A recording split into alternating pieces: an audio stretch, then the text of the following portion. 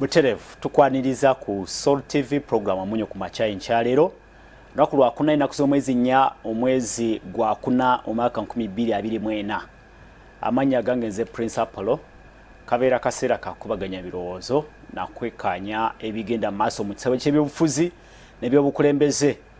twagala kutwala omukisa guno okwebaza mwena ababeerako ku Soul TV abasindika obubaka abateesa mu program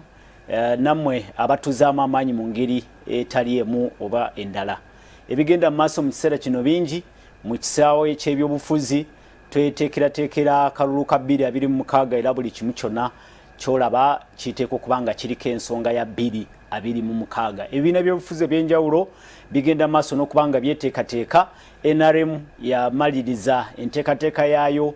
ey'okuzza obujja enkalala z'abalonzi okwetolola eggwanga lyonna ebibiina ebirala nabyo biri ku nteekateeka kumpi ze zimu ekibiina kya Forum for Democratic Change FDC twogera ku kiwayi ekyekatonga kiri mu bitundu ebya South Western Uganda olunaku lw'eggulo balumazeeko bali mu bitundu ebyankole sub-region bali erudde eyo mu Mbalala bali mu saidi eyo na ey'Ebushenyi n'ebirala ebitundu byetolodde erudde eyo nga bagenda mu maaso bolyawo n'okukunga abawagizi baabwe n'okukumaakuma abawagizi baabwe naye okusingira ddala nga bagenda maaso n'okwebuuza ku butya bwe banaakwasaganya ensonga ey'okweteekerateekera 2026 naye ng'ate FDC erimu ebiwayi bibiri twakitegeddeko nti abeerudde eyo mu Ankole sub-region bategezeza abakulu ababadde bakulembeddwamu Dr. Kizabesije nti bwe kiba kisoboka batandikewo ekibiina ekipya mujjukira bulungi nti oludda olwanajjana nkumbi lwasigaza ekitoli ekinene eky'ekibiina kya FDC gamba ng'ebiwandiiko ebisinga n'emisango egimu egy'omukooti baliko we bagiwangula naye ate abakatonga bagamba nti bwe kibanga kisobose bajja kubanga bawandiisa ekibiina ekyabwe ekipya birabimeka gatuuke nga bayina ekyabwe ekyawukana ku FDC kyetulindiridde aganaava erudde eyo ojja kubanga ogafuna mpolampola mu pulogulamu zibwe ziti ne mawulire gaffe naye ate ebivuddeyo biraga nti FDC bandibanga abekatonga ku ludda lwa Ankole sub-region bakonyeemu nti bwe kiba kisoboka batandikewo ekibiina ekipya erudda mu bibiina ebirala nga Justice Forum nabo twalabye nga bafulumiza ekiwandiiko ekikakasa nti waliwo enteekateeka eyogenda maaso n'okumobilizinga bamembers n'okuwandiisa bamembers abapya mpoza ate ne Alliance for National Transformation eyo ANT ekulembeddwa wali Major General retired Mugisha Muntu ne abakulu banne erudde eyo nabo bagenda maaso n'okubanga balangiridde enteekateeka eyogenda wansi ku ground bongera okunyweza emirandira oboolyawo beteekereteekere nabo 2026 so bingi ebigenda maaso Democratic Party nabo bagamba nti ke kaseera oludda luli oluwakanya obukulembeze bwa Norbert Mao nabo bavuddeyo ne bagamba nti ke kaseera bateeketeeke okulabika oboolyawo nti bagenda maaso n'okukunga abawagizi baabwe bakumeekume obuwagizi oboolyawo babeereko nabo kye bakola mu nteekateeka bingi nga bwe nkutegeezezza nti bingi ebigenda mu maaso olaba nga enteekateeka zonna zitunulidde 2026 buli kisinde buli kibiina ky'ebyobufuzi kigenda mu maaso n'okubanga kiriko bye kikola okulaba nga oboolyawo bateekawo embeera mu 2026 tujja kubanga tufuna obubaka tufune okuteesako teekateeka munaffe tulaba naawe atuwuliriza osindika obubaka ku noti 7 noti emu tugenda kwogera ku nsonga oboolyawo ezeekuusa ku ekibiina ekya National Unity Platform nakyo kyekibiina oboolyawo ekirimu ensasage mu kaseera kano kennyini nga abakulu abakulembeze mu kibiina bali mu nteekateeka oboolyawo y'okutereeza bo bagamba nti bali mu kutereeza ekibiina kyabwe naye bagamba nti batandise n'okugoba oboolyawo okujjamu abo ab'empisa ensiiwuufu twalabye wali ebbaluwa eyavudde wa Robert Ssentamu Kyagulanyi ng'egoba Deputy President mubaka wa Nyendo Mukungwe Honorable Mathias Mpuuga nga bagamba nti ayina ensimbi ze yafuna mu bukyamu ekimenya oboolyawo ekikontana n'ennono yaabwe ey'obwerufu n'okulembeza obuweereza mu nteekateeka eyo naye Honorable Mathias Mpuuga tasirise agenda maaso n'okubaako ebigambo bya Kanyuga eri erudde eri twalaba ebbaluwa enkambwe ate gye yazeemu okuwandiikira ab'ekibiina nga bagamba nti omulamwa gwe ogw'okugoggola ekibiina tajja guvaako era ne be bamugoba tebiriyo tajja genda talina gy'alaga kuba y'omu ku batandisi b'ekibiina waakiri ekisinga kwe kubanga ajja kuba addayo mu kibiina kye ekya NUP alabike ng'ateekawo embeera ey'okureforming okukola reforms ez'enjawulo akize ku mulamwa mu mbeera eyo aliko era bye yayogedde ebyasigadde era nga bireseewo ebibuuzo yagambye nti wabaddeyo n'ensonga z'okutigaatiga abaana abakyali bato mu kibiina ekyo n'agamba nti ate n'ensimbi engeri gye zibadde zikwatibwamu mu kibiina kya NUP nabyo tebitegerekeka so byebibuuzo kati ebiriwo oba oliawo ogenda okulaba nga olutalo luliwo wakati w'abakulembeze ba NUP nalwo tekinategerekeka wa gye kiraza enteekateeka eyennyini so embeera eyo gye tugenda okubaganyako ebirowoozo naye abagenyi bange baba nga batuuse mu studios nja kubanga mbasaba babeeko kye boogera ku nsalawo eya kooti etafuta ssemateeka olunaku lw'eggulo abasazeewo nti omusango oba petition eyatwalibwa mu kooti eno yennyini egobebwe actually bagigobye bagobye petition eyali echallenginga eteeka ku bisiyaga twogera ku constitutional court olunaku lw'eggulo ng'ekulemberwamu amyuka Saabalamuzi Justice Richard Buteera yasomye ensala ya kooti neraga nti weewaawo Uganda ensonga y'ebisiyaga tugiganye era ababadde batuteyo omusango wadde bavuddeyo nga beemulugunya bagamba nti bandibanga tebajja kukoma wano bajja kubanga obaoliawo bajulira mu kooti ensuukulumu naye okusinziira ku Justice Richard Buteera ensonga y'ebisiyaga yagobeddwa mu nteekateeka yennyini ekitegeeza nti etteeka eryayisibwa Parliament eri ku nsonga z'ebisiyaga lyasigadde nga liri intact wadde bu sections provisions obutonotono bwasazibwaddwamu naye okusingira ekitundu ekinene ekya etteeka kyasigadde kiyimiridde oba oliawo nga bwe lyayisibwa Parliament eya 11 mu nteekateeka yennyini tujja kubanga tufuna endowooza zaabwe batubule kyebogera ku nsonga eyo naye nkugambye nti ensonga enkulu yeyokwongera okwekkaanya ebigenda mu maaso mu byobufuzi nagambye nti tulaba ebibiina by'obufuzi nga FDC ekiwayi ky'Ekatonga kibadde kitalaga ebitundu bya South Western Uganda era tulaba n'ebibiina ebirala nga Justice Forum nabyo byeteekateeka ogenda ku ground okulaba nga basagula n'okunyweza obuwagizi bwabwe ekibiina kya Alliance for National Transformation nakyo kisitula esawa yonna kigende kirabike nga kisagula obuwagizi ate n'ebibiina ebirala nga Democratic Party nabo twalabye abachallenginga obukulembeze bwa Norbert Mao nabo bagamba nti esawa yonna bajja kubanga bateekateekayo bavaayo n'enteekateeka ey'okulabika nga batandika okulabika nga obaoliawo bateekawo embeera ey'okukwasaganya ensonga ya 226 weewaawo we tujja okutandikira awo wennyini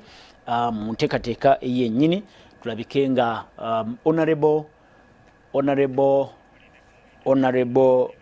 honorable Nsegumire Kibedi Muhammad yamaze dde okubanga atuuka mu studios ye mubaka wa Parliament owa Mityana North ali mu studios mpoza ate twamaze dda okwegatibwako ne honorable Samuel Walter Mukakulubega munakibiina kya Democratic Party tutandika okubaganya ebirowoozo naye ensonga nga bwe nzikuwadde osobola okugenda ku mukutu gwaffe ogwa WhatsApp noti 7 noti 1 mukaaga noti 99 noti mukaaga otuwe endowooza yo ku nteekateeka ez'ebibiina by'ebyobufuzi ezigenda mu maaso gw'olaba ki mu nteekateeka ezo nagambye nti abankolesa Aboriginal bategeezeza ab'ekiwayi kya Katonga ekya FDC nti bwe kiba kisoboka batandike ekibiina ekipya okwawukana ku kibiina ekya Forum for Democratic Change FDC ekituula wali kunajana nkumbi ekikulemberwa Honorable Patrick Oboy Amuriat mpoza ate ne ebibiina ebirala nabyo biriko enteekateeka ez'enjawulo bye zikola erudde eyo ndabako obubaka nga sinabakwanjula abagenyi bange kansooke ndaba obubaka buno waliwo asindise obubaka wano agamba nti webale okuweereza mwami Apollo okay mu byobufuzi kale nkitegedda badde ayina kyayogera ku nteekateeka y'ez'ebyobufuzi zigenda maaso tujja kubanga tugisoma mu maaso awo yeetaaga okusooka itambwa. Honorable Nsegumire nsaba obuze kubalaba Soul TV tutandike program. So abalaba Soul TV njaga kusooka okwebaza n'okusiima management ya Soul TV akaseera akatuweebwa okulaba nga twongera okugatta ku nnyaffe Uganda, nyongere mpozi okwebaza n'okubuuzaako ba Namityana North okuba eddala Bulera, Kalangaalo, Kikandwa Namityana district okutwaliza wamu ne Uganda n'okutwaliza wamu. Njagala kukulisaayo Musaale Bulera okuva olunaku lw'eggulu okuva mu Lubiri Mengo tututte amakula nkuliko ddala nnyo mwatukoze bulungi mwatukoze bulungi okukiikirira ekitundu kyaffe era n'olwekyo nja kubeebaza nja kukulisaayo ne ababaka ba Parliament ku lunaku olwokubiri abaava e Bulange nabo okusobola okuba nga tugenze okudduukirira mulanga gwa Ssaabasajja Kabaka ng'okulaba nga twongera okutumbula n'okukendeeza bannaffe abalina akawuka ka Mukenenya era ng'emisinde egigenda kubeerawo ku Sande. Nkubiriza abantu mwenna aba Ssaabasajja Kabaka ne Uganda okutwaliza wamu mwenna twetabe mu nteekateeka eyo, twetabe mu misinde egyo okusobola okulaba nga tuyambako bannaffe. Njagala kusaasira bonna abafunye ebizibu eby'enjawulo, nja kukulisaayo muganda Kamiliyoni n'abooluganda be bonna okuwerekera muganda waffe Humphrey awo e Kalangaalo. Mwebale nnyo, mwebale ddala. Mukama yamanyi amagye gaffe, yamanyi n'amagenda gaffe. Nja kwebaza okuba nti mundeese ne mukaaku munywanyi wange okulaba nga twongera okugatta n'okuzimba eggwanga Uganda. Nawe ssebo weebale kuba okubiza program bulungi. Abantu mwenna mbalamusizza, mwebale nnyo, mwebale ddala. Tweyanzege Honorable Nsegumire Muhammad Kibedi omubaka wa Parliament owa Mityana North. Honorable Samuel Walter Mukakulubega nsaba obuuze kubalaba Soul TV program omunye kumacha. Mbalamusizza nnyo mwenna abatulaba twapola nawe nenkwebaza nengatta eddoboozi lyange kulya Honorable Nsegumire byonna nga bwabyogedde nemmuna ddala ekyokusaasira famire ya mwami omukyala Mayanja wa munywanyi waffe Yosefu Mayanja ku bwakazaako erya Kamiliyoni ne banne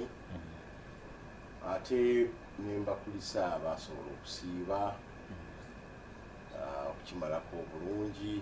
ate nammwe abasiiba olwaleero Abaisiraamu abakyasiiba nammwe tubaagaliza okukimalako obulungi. Katonda ogenda ogamba nti mu kaseera kano ndowooza mwalina okutuweera obubonero naddala nga tuzza eriye kulw'okugulumiza erinnya lye ekkulu era nkakasa olwokyagenda okutuwa twongere okusiiba weewaawo munnakibiina kya Democratic Party Samuel Walter Mukakulubega nsanyuse nnyo okukulaba. Honorable Kibedi, just a comment ku nsalawo ya kooti ku nsonga y'ebisiyaga tumale tudde ku mulamwa gwaffe gulaba wali ogwa olutalo oluli wakati wa Mpuuga ne banne bigwera wa mu nteekateeka eyo. Sirina kigenda kwogera ku nsonga eyo kubanga ensonga yamazidde okusalibwawo abalamuzi ba Uganda era kyawedde nga bwe kirina okuba nga kyaggwa okusinza ku nteekateeka eyakolebwa mu Parliament. Honorable Mukakulubega, kigambo kimu kyokka. Njagala okwebaza kooti za Uganda olw'ekyo kyezaakoze kansibe tewafudukeyo muntu naddala ennaku zino nga bwendaba agambe nti kooti za Uganda zaguliddwa, zonna zagulibwa. Kooti za Uganda bazigula zonna olw'okwagala okuyigga Nyanza. Nabiwulira bano nga bamaze okuyisa etteeka sebo mwebale naye ennaku ezo okuva mu Desemba Novemba kyagwenyo yavayo nagandi bano bonna bagulibwa n'ababe bonna bagulibwa. Mwami Museveni nga yabagula okusobola okuyigganya ekyo. Ffe nga opposition tekyatukiikira bulungi ng'obukulembeze kyatusuula nnyo omutindo ane mu mpisa y'ensi bwe kiba nti mwami Kyagulanyi yakiikirira NUP yakiikirira bwapa naye sirowooza nti yakiikirira NUP bennaku zino ndaba bamemba ba parliament aba NUP bagenda bawera bavaayo bagamba no twagala tuveeyo twogere ku nsonga y'ebisiyaga ku bisiyaga ebifaananyi ebiva e Bulaaya ebijja tebiraga bulungi naddala mwami Kyagulanyi n'akakundi akatono muno tebibalaga bulungi era nkakasa nti kooti kyezasazeewo zaalagidde ddala Munnayuganda kyakkiririzaamu kubanga abaana baffe bali mu bulabe buyitirivu n'abantu baffe abamu abali vulnerable olw'okubeera embeera y'obwavu n'embeera bwe zityo ku nsonga eyo eyinza okutuleetera nabe mu ngeri Bannayuganda gye tubeerawo empisa zaffe ate n'obulombolombo bwaffe ennono yaffe teri bwetyo ng'abamu bwe baagala okugamba nti bwetyo bwe tulina okufaanana. Lwaki oyagadde okireeta kukiteeka mu Robert Kyagulanyi? Omwami Apollo sikira kwogera bigambo bya nsimattu ekigambo ekibadde ku lulimi lw'omuntu naawe nga munnamawulire wakyogerako dda wakiwandiikako dda lwaki ati nandikizeemu kati kale bwetyo bwe tutambudde kati katugende butereevu ku mulamwa gwaffe. Ntandika ne Honorable Nsegumire Kibeti betwogerako bakulembeze b'ekibiina ekisingayo obunene ku ludda lw'opposition in parliament kyekigifuula ensonga enkulu nti opposition largest party in opposition okuba nti etuuse batuuse okwerangira n'okuwanyisiganya ebisongovu kiteeka ebyobufuzi byaffe ku minzaani abantu ne batandika n'okulowooza nti oba kiki. N'afunye omukisa n'enjogera ne Oweekitiibwa Katikkiro wa Buganda abadde mu interview naye ku Monday ne mubuuza kiki ekivuddeko embeera eno ey'okuba nti n'abakulembeze abandifuukidde ekyokulabirako mu byobufuzi nammwe mutandika okweyuzaayuza temuyina budde buteesa. N'aŋŋamba ensonga ziri bbiri. Oweekitiibwa Charles Peter Mayiga yaŋŋambye nti ekisooka omutindo gw'abakulembeze baffe kati kituufu gwa kibogwe. Ekyo kyeyayogedde. Ekyokubiri yagambye nti ensonga ey'okubiri ensonga ya NUP n'okulwanagana okuliyo yaŋŋambye nti esibuka ku bya nfuna. Oweekitiibwa Charles Peter Mayiga mu interview gye nabadde naye wano ku Soul TV ku lwa Monday. Bw'olaba ebigenda mu maaso mu kibiina ekya NUP bino biggweerawa Honorable Kibeti? Neyanze nnyo neyanzege. Ekisooka twetaaga abakulembeze abalungi, abakulembeze abasobola okuba alternatives mu gavumenti. Ensonga lwaki olaba nti mu Uganda tulina a leader of opposition oba tulina opposition side nga side eyo yeriwo mu kuwabula n'omukuwa enteekateeka eri direction Uganda gyekola ki erina okutwala. Ate ekyo tekiri mu Uganda yokka wabula kiri mu nsi yonna kubanga oteekeddwa kuteekateeka abakulembeze abasobola okutwala eggwanga mu maaso si nsonga bali ku side ki kubanga ssemateeka wa Uganda agamba nti even after 5 years there shall be generations. That shall etegeeza nti wateekeddwa okubeerawo era nga eweebwa obuvunaanyizibwa abantu bonna bannayuganda. Article 1 of the Constitution ega nti amaanyi gali mu bantu banaasalangawo ngeri kye balina okuba nga bakulemberwamu. N'olwekyo singa ofuna abakulembeze nga si bateeketeeke bulungi nga tebalina bwannannyini bwa ggwanga lyabwe nga tebalina buvunaanyizibwa mu kuteekateeka n'okukulembera eggwanga, oba oliawo oyinza okufuna abakulembeze abatali batuufu okusobola okutwala eggwanga mu maaso. Yensonga lwaki olaba nti Electoral Commission wewe obuvunanyizibwa okuteekateeka ebibiina bino nebaako n'akasente kebakola ki kebawa okusobola okubayambako okweteekateekera ki obulungi ne mu parliament nayo ensengeka nebeera nga yemu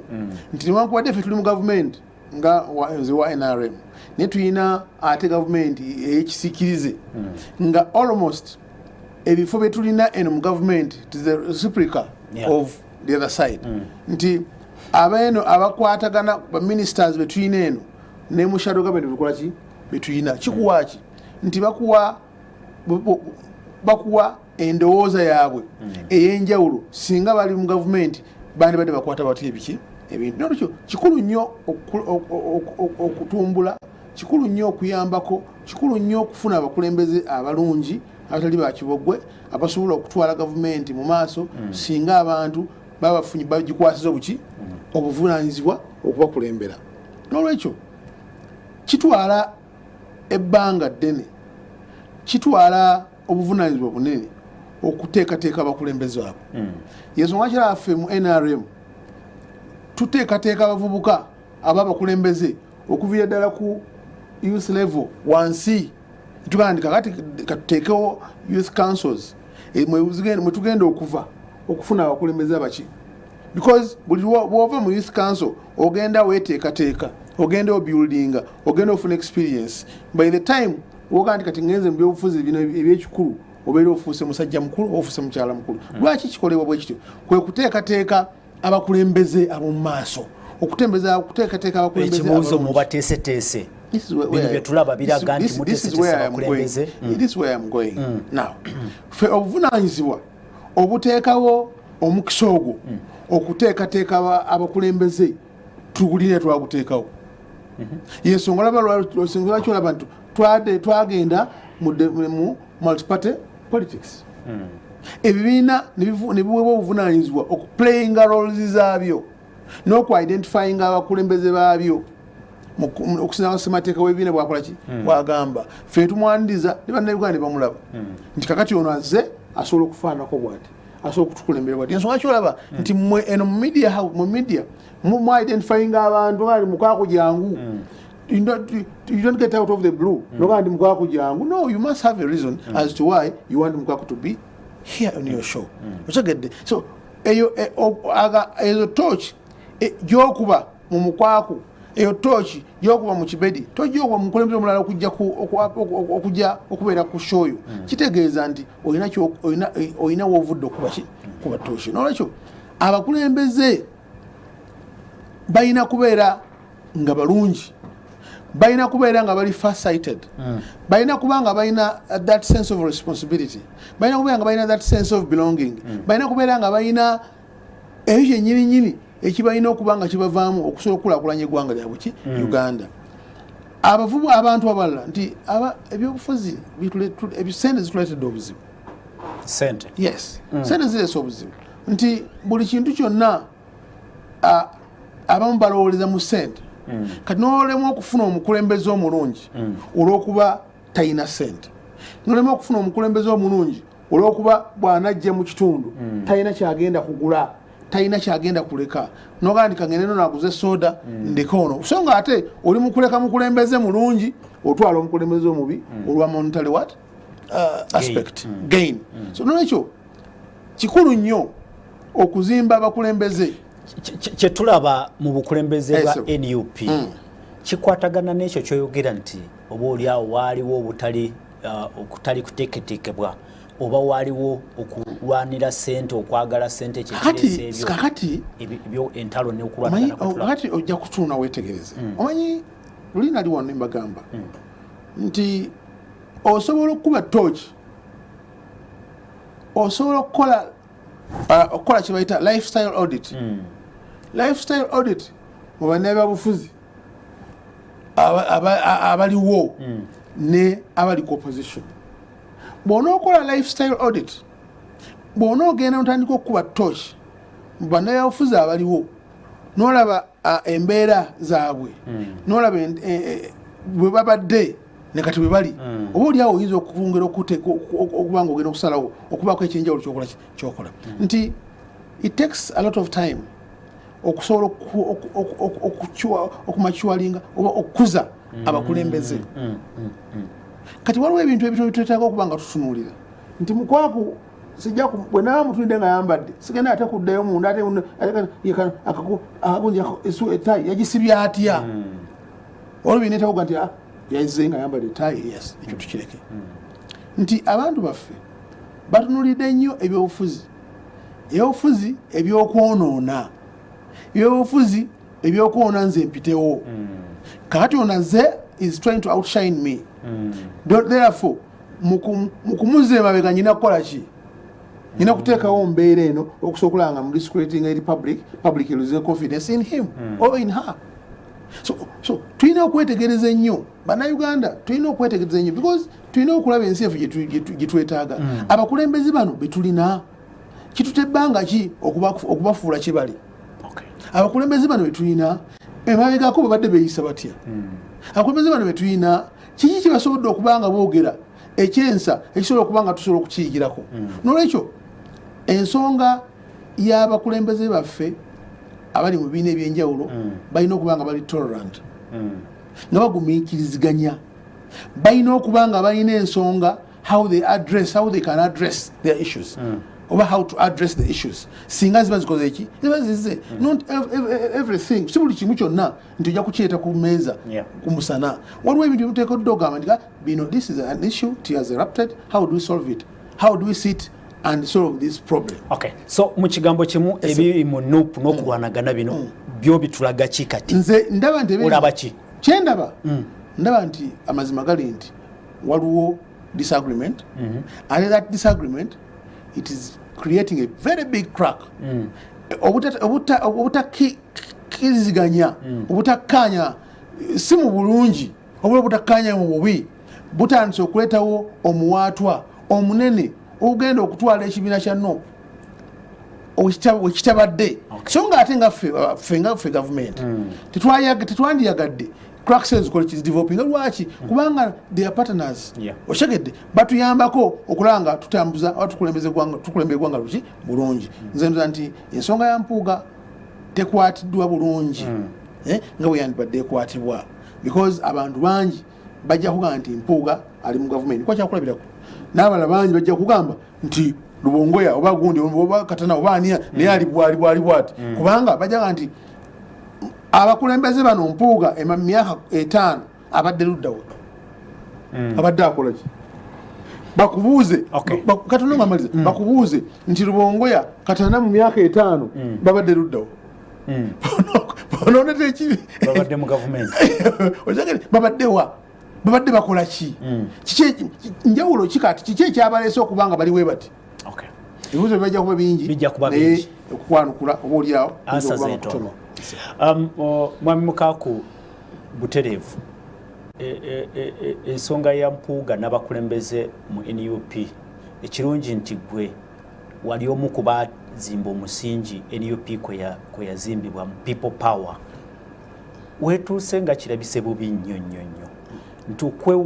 okuwanyisiganya ebigambo ebbaluwa nkugobye tojja kungoba toyina buyinza actually ne mubaluwa esembeyo n'abadde ntegeeza batuuliriza yatuse n'okulangira ab'Kamwokya nti mwina n'ensonga ez'okutigatiga abaana ewammwe naye nga kino kyekibiina kyagamba nti yafoundinga tasobola kifuluma ayagala kureforminga atereeze okwanika obuziina mu public n'okwerangira bino ebisongovu. What is it?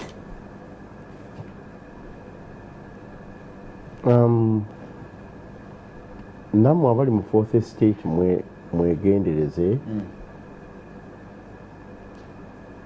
osanga oba oluusi obutayiwa mafuta petroli olwere muliro ogwatandise okwaka njagala okwebaza mukulu Kibedi Honorable bwazimbye ensonga eno agizimbye era mu ngeri ensabika ekimala naye ate ensonga era azikoze eki azogedde ekirala ayogedde ekyamazima enteekateeka ye nakulaga nti mu NRM bateekateeka okuva mu youth council kalomu n'agenda ngakola paka lotuka mu bukulembeze obw'ekisajja ekikulu ffe twongerako bwongezi aba DP block UID n'enkoba za mugono tesobola okuteekateeka n'omuvubuka n'abo omukulembeze w'eddaala lyonna mu kiseera ekyo nti n'atalinda bulinzi paka naye byonna kyekimu point gyakuutizaako omukolobozi ate naye nga gye yayita tulina okutendeka tulina okuteekateeka tulina to groom and nurture abaki abakulembeze ne bw'aba nga yazaalibwa nga alina ebitone ebyenjawulo ebyobukulembeze waliwo byaba tasobola kuzaalibwa nabyo waliwo baga nti leaders are born ate abalanga bo baga nti leaders are made naye ku mutindiro gw'okukulembera society community n'eggwanga byombi byetaagibwa naye naddala okuteekateeka kukola ki kwetaagibwa ye living example nze ndi wano mu kalulu abakulembeze kyova olaba interview y'obukulembeze bannene okusinga eyo Apollo oyinza okuteekebwateekebwa ng'omunnamawulire naye interview yo teba as gruesome ng'agenda mu buyinza olaba abamu bagenda ne bakulembeze temuli teri muntu afuna interview nga ya mukulembeze buuzo okufuuka honorable oweeyo ne wano mu Kampala kye yayitamu ng'omuvubuka azze okwenoonyeza ku mirimu n'okwetandika obulamu paka lwazeeyo ekalangaalo bakubuulire kye yayitamu omwaka ono yamala emyaka 3 ena kumpi trying to impress to the people ng'abantu bwe bamukunya kaalo ku kaalo akubuulire ne munno omulala gwotera okuleeta wano myaka egyo gyonna agezaako okubalaga bannange nange nsaanidde teri akola interview bwetu ne bakukyusa eno ne bakukyusa eno bakukyusa bw'obeera bw'osula bw'otambula bw'oyogera ebyo byonna naye ate ne bakugamba ne interview eyo yokka obuzibu buvuddewo okuba nti tutuuse ku kino naye era ne bakugamba okwerangira todduka nnyo kubanga kino kikikulu n'eri abaana baffe kati abatulaba naye era ne bakugamba even that interview is not enough. Even credentials zo oba degree oba diploma nabyo tebikola ki tebimala kubanga bo balaba n'akaseera ako kokka ke yamala emyaka 4 omulala emyaka 2 omulala at least omwaka mulamba oli ku interview eyo bagamba nako katono nnyo ovaayo ngero okyali wa kiki wa kibogwe omutindo twagwogerako wano Olwa Mpuuga ne banne mu NUP lwakugwa si ekibuuzo kyotuwadde bwe embeera nakikugamba wano emabega kankiddemu olwaleero muto wange mukwano gwange menti wange nakugamba wano nti bwaba tewali akuloga wanakubuuza ekibuuzo ani akuloga Kyagulanyi emyaka 3 gye yamala mu parliament emyaka kumpi 2 gye yamala nga yeteekerateekera parliament emyaka gye yamala nga okuva mu 2008 ng'atambula ne bannabyabufuzi omanyi bino ebifaananyi abantu abamanyi mpulirayo abagamba kale yakamala emyaka 3 gyokka nedda emyaka 3 mu parliament si bwe kiri emyaka 2 yamala nga yeteekerateekera parliament ekyo tegyali yakuzanya kubanga waliwo vaawo mpitewo emyaka okuva 28 ng'atambula n'abantu n'awaka bayawe babadde nabo bonna bantu bannabyabufuzi bonna baganda be Banyanzi n'emyaka kati esatu kumpi n'ekitundu gyamaze ng'ali ku levo eyawaggulu abeeko kyajjamu tosobola kumalawo bizibu ebyo olina ekibiina ky'okulembera olina obukulembeze obwa opposition baba bakuwadde sooka otegeere nti kati nkulembera kibiina mulimu abantu abakulu n'abato abakyala n'abaki n'abaami nina obuvunaanyizibwa waliwo abaatuwa obululu directly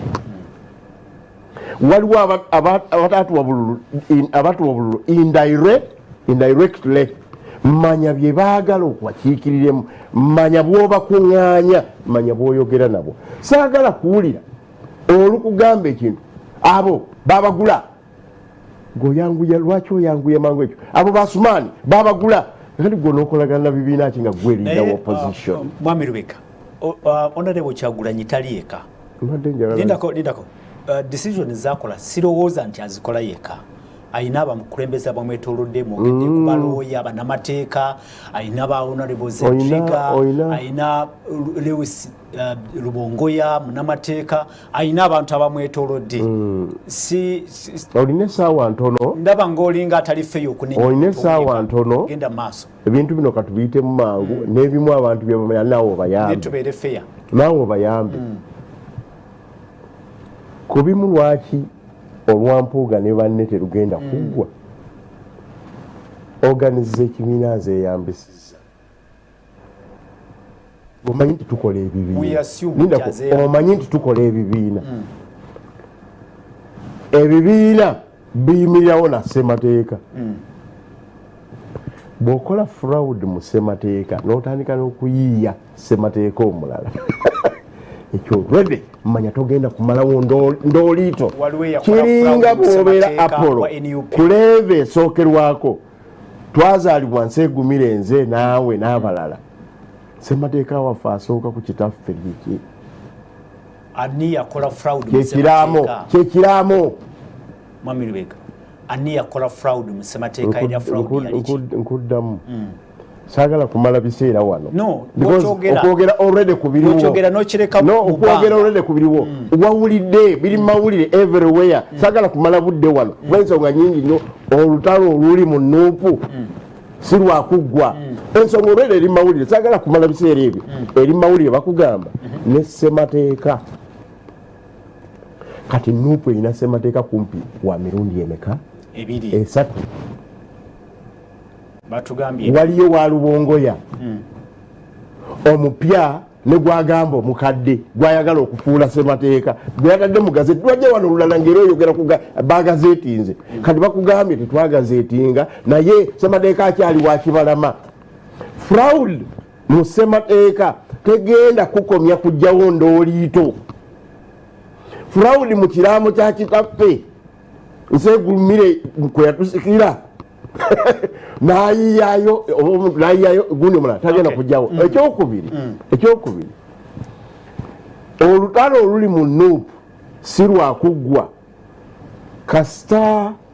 abantu tebamanya bwe bakwatamu bannaabwe ekibiina kiba ne organize nga bwe mbadde nkugamba bw'okozesa kangaroo courts mufo gy'okutuuza olukiiko nga bwe luli enseegumire bamulekanga musika bwagenda okujja atuula na mupakasi owawaka atula negunagati ffe tusazeewo naye nga yeerabidde nti ffe tuli baluganda owulidde mbadde kyakulabirako owulidde watusikira owulidde naye bw'ogenda okutuula okumala ensonga za ttaka nsonga za kika otuula n'abapakasi otuula n'abamuliraano toyinza kumalawo ndooliito bakitegedde ogamba nti Lubega Mwami Kyagulanyi takozesa structures mu kumalawo sigamba kyekyo kyolaba naawe Apollo tulina kumala biseera kyekyo kyolaba bw'ogamba nti bwe twayise gundi n'atuula noyita Nubianino noyita Edi Mutwe noyita gundi waliwo parliamentary caucus namba balina stake mu kibiina waliwo presidency ya NUP nebwandibadde nga constitution eyinza okuba nga egamba kino naye bw'omala okugamba ensi nti presidency yaffe erimu abantu 5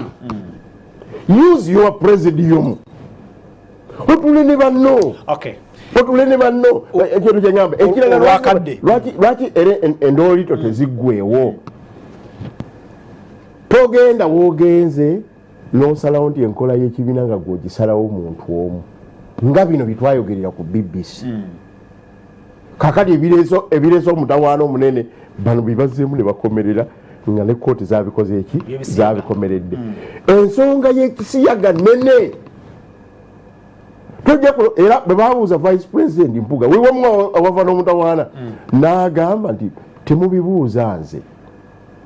mubibuuze eyabikoze eki eyabyogedde tewali asobola kugamba nti ayimirire ayogere ku nsonga eyo ku lulwe nga gwogiteekawo bano tebeebuuzizzaako endooliito endala tezigenda kyayogedde ekyensimbi Ssaabasajja kiyaleese mu meseji ye Katikkiro naye ogambye nti wafunye gundi bwe tubeera wano ne tugamba nti Apollo leero opafominze bulungi tulina ekitongole kino kya SALT naye ffe tulowooza nze n'ensi egumire kwata funayo akasiimo oli najjaraga nti Apollo lwaki weewadde akasiimo wakutte sente za mukulu Bujingo kino twakisazeewo wano ngaffe bwakugamba nti oli gubbi wabbye sente wakutte sente za Bujingo wabbye sente wakoze bwoti aba tali fair akati naye ekijjayo bwe mutima gwa Kayini era kyenjagala okumala nakyo Kayini omutima gwa Kayini bwe gutaave mu ngeri gye tukulemberamu abantu mu NUP ne opposition ne tubeera nga tuzisaba Abel buli kaseera ensi egenda kutubuuza naye Katonda bamalayika bajja kutubuuza nga buli we tuli tetugenda kwebaka mirembe naye Katonda agenda kutubuuza Abel wamuteekawa neyanzeke kamukoka olaba omukulu ono wa NRM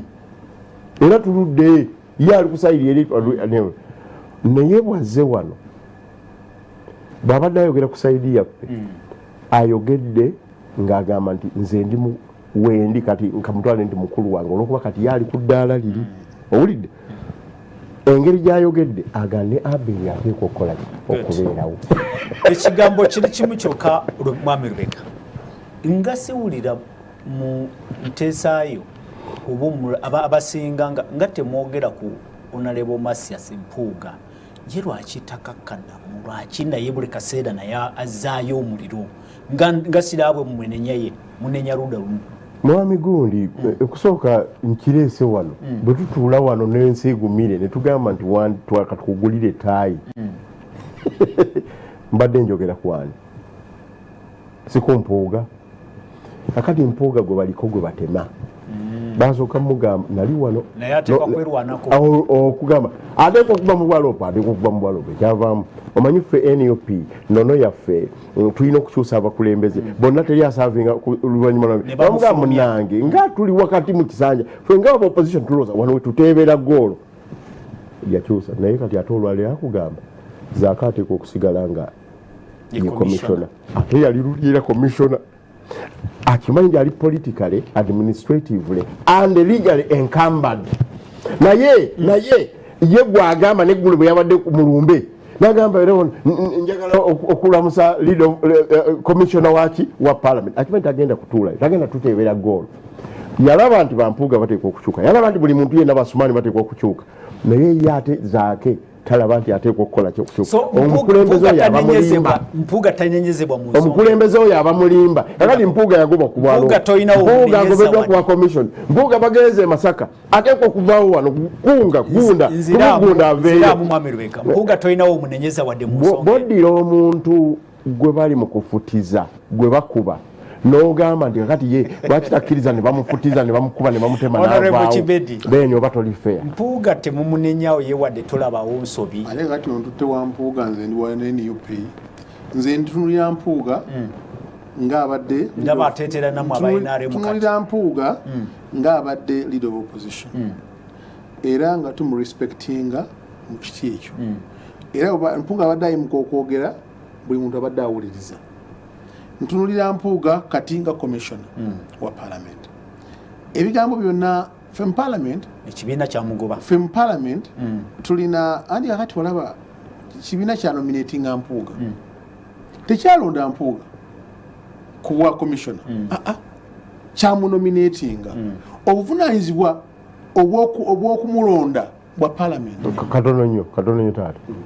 ono mubaka wa parliament NRM yemuleeta kati NRM eyinza okuvaayo nega nti emugobye okuwa parliament kakati lwaki agala kukiri tukirenda musikireeta njagala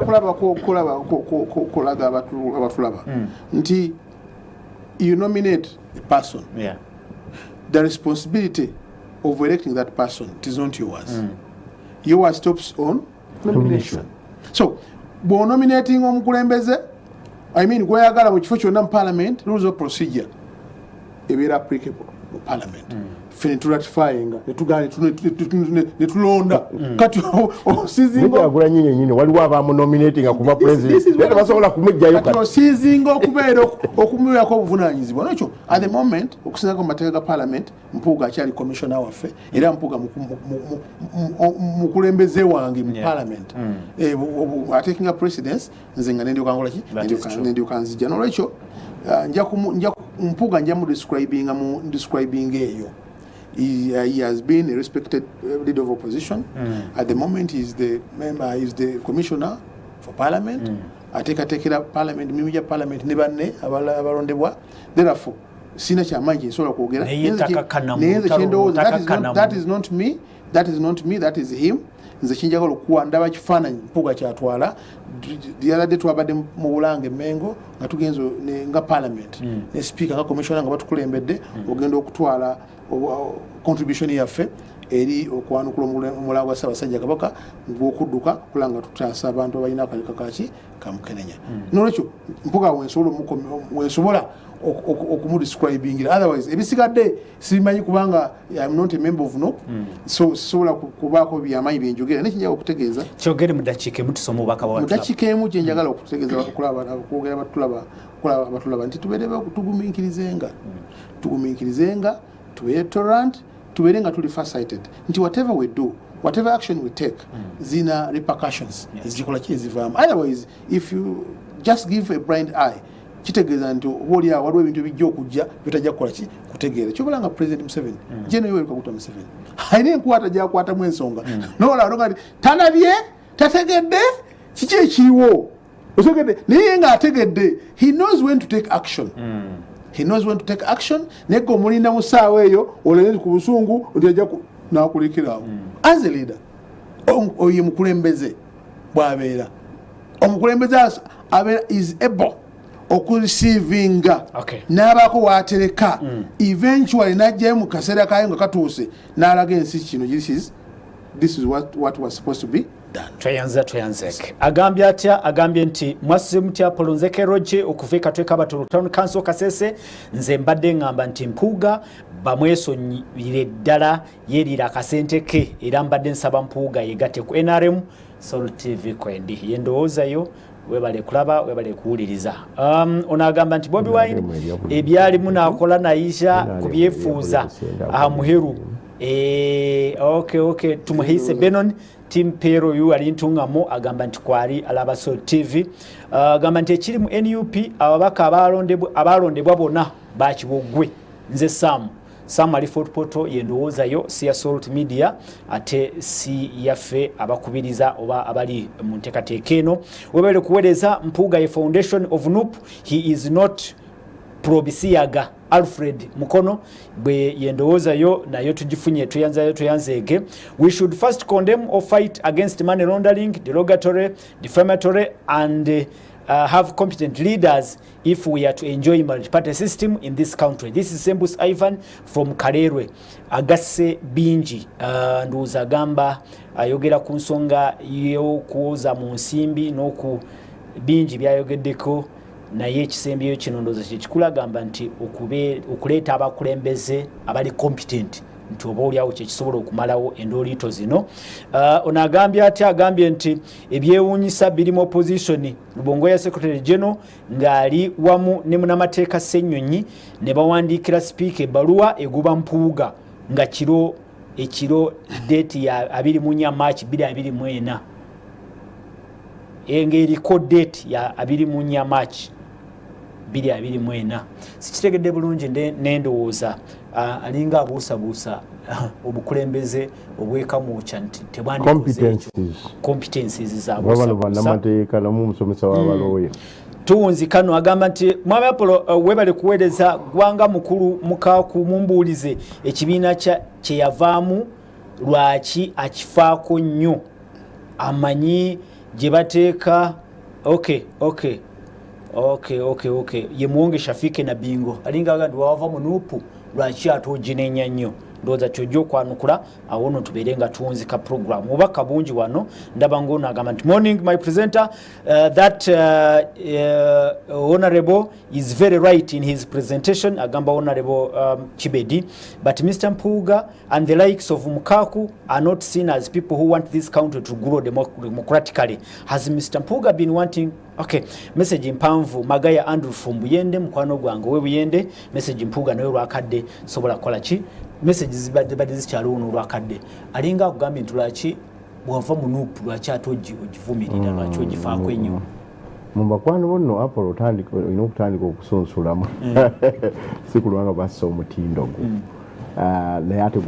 ono mulala abuziza mulala oli musajja wa mutindo bonna nga bwe mbawulidde babadde babiri. Ekisooka nga tonnaba nakunteekako kintu kyonna osanga oba oli awo bane honorable n'abantu abafaananabantu sooka omanye nti NUP is a public institution etwala omusolo gwa gavumenti obukadde 6 directly obukadde 6 eya obukadde 6 eya kwoyongereza n'ebirala n'okugiyimiriza mu parliament kumpi y'okuyimirira kwayo etwala kumpi billion kakatako obutereevu okutunuulira ebigenda maaso. Ekyokubiri Mwami Kyagulanyi bye twakola byali byakumufuula leader wa ggwanga oba leader wa opposition era olwaleero atudde mu kifo kya leader wa opposition takulembera NUP yokka akulembera n'ebibiina ebiki ebirala nange nga mwende awo nno nina right ate ekyokubiri ng'omugunjuzi we nina right ekirala kibadde kya Mpuuga badde nsaba busale olwakadde dakiika njagala kwongera okwebaza abatulaba ne management ya Soul TV abantu b'Emityana North County okuva ddala Kikandwa Buleera Kalangaalo mwebale okunzikiza okubeera omubaka mu parliament era mbakakasanga mbasuubiza nja kubeera mbaka mmwe akulembera nga sawudde mu ggwanga mu ddiini wadde ekikula ky'omuntu mwebale byonna gye sinaba kutuuka mu makubo mu masomero mu malwaliro byonna nja kutuuka mukama nga ye musumba wange njagala n'okwagaliza mikwano gyange ababaka ba parliament n'abalala bonna aba PLU abagenda Bulange okutwala package okwanukula wa Ssaabasajja Kabaka baagaliza ekiseera ekirungi eyo nteekateeka nnungi nnyo okulanga twongera okugatta ettaffaali ku nnyaffe Uganda nawe ogenda ekisinde nange ngenda kugenda lwakuba nti waliwo ina okubeerako ate mu constituency nawe osobola okugenda kubanga kibiina kya byabufuzi naye ekibiina ekireeta obwenkanya no njagala kwebaza ssebo nebaze ne mukadde waffe Aloysius Bugingo tumwebaza kale nteekwa kwebaza abagenyi bange Mwami Lubega neyanzeeke webale otisiza bulungi Honorable Kibedi webale abatulaba mwena abasindise obubaka n'ababaddeko abatasindise obubaka tubebaza production yo n'okutwaliza wamu katugende maaso tulondole ensonga zino tulikomawo era tuzogereko tugenda mu byemizannyo tovaako sports updates Mugerwa n'ekitaka bajja kubanga bakutuusaako embeera nga webadde mu byemizannyo basiibudde nti musibe bulungi tugende tukole mwekuume mweraba.